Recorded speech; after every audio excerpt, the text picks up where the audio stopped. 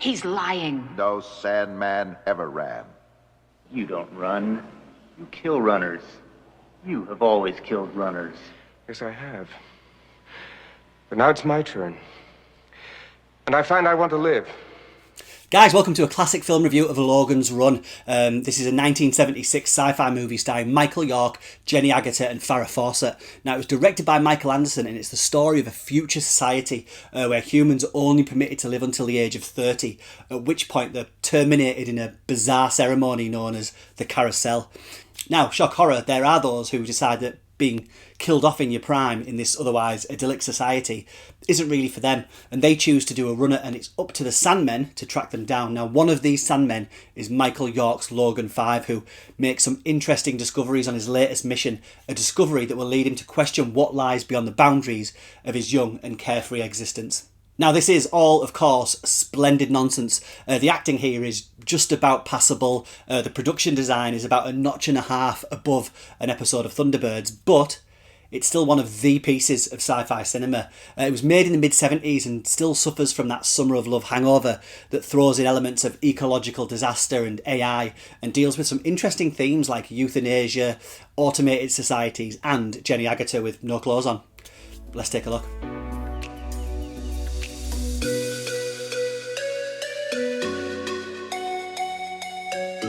Now, I think it's fair to say that sci-fi cinema was never the same after 1977, when a film called Star Wars shifted blockbuster entertainment on its axis. And made the year previously to that, Logan's Run is one of the last films of its kind, certainly for a long while anyway, and it goes out with a bang because this is about as garish and 70s as you've ever seen the 23rd century. Straight up! Logan! Hey, give me my screamer back! So, Logan's Run takes place in the year 2274, and on the surface, it all seems to be a bright, peachy-looking future. The thing is, the outside world has been ravaged by some sort of man-made disaster, nuclear war perhaps, and so humans have set up these whole cities inside these gigantic geodesic domes. Now, to control the population, the cities are run by supercomputers that control everything from the weather to the birth of new babies. But yeah, ultimate control comes in the form of all 30-year-olds being executed, for their own good, of course, and not just wheeled in and shot or anything dull like that, but in a hilariously tacky disco-style ceremony named Carrousel. And also, the people believe that this is not death, but an opportunity for renewal. Be strong, and you will be renewed. Identify.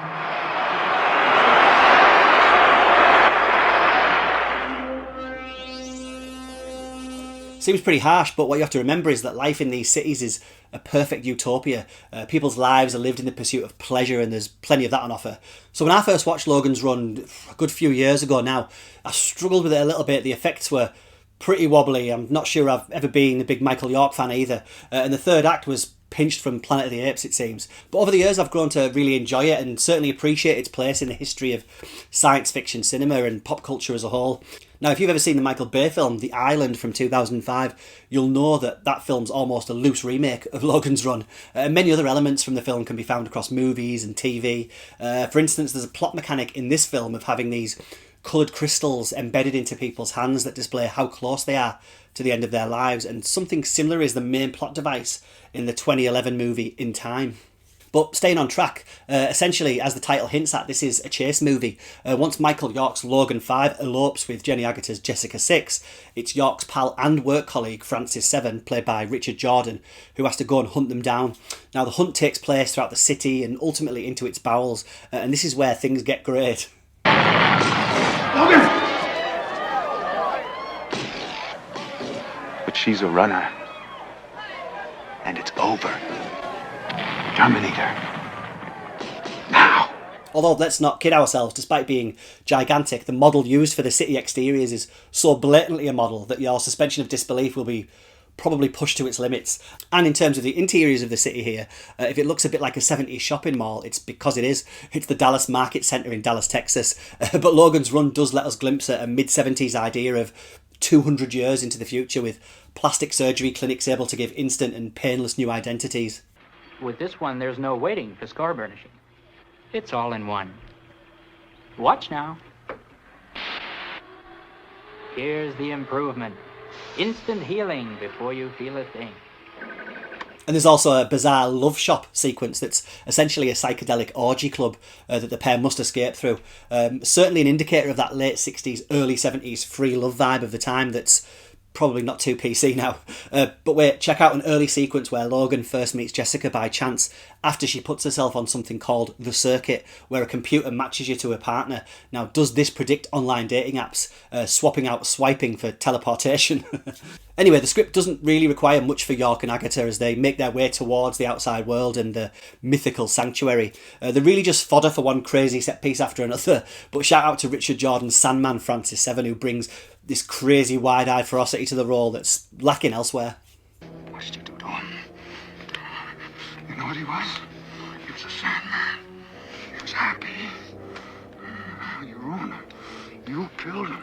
And just when you thought things had gone about as crazy as they can, our duo arrive at some kind of freezing zone where a robot named Box, who's clearly been on his own for too long, is tasked with converting and storing food for the city's inhabitants. And it's discovered he's also been up to something even more sinister.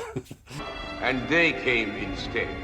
So I store them here. I'm ready. And you're ready. It's my job to freeze you. Now, Box here is played by Roscoe Lee Browne, who, incidentally, I think might be the only black actor in the whole cast and is still hidden inside a metal costume.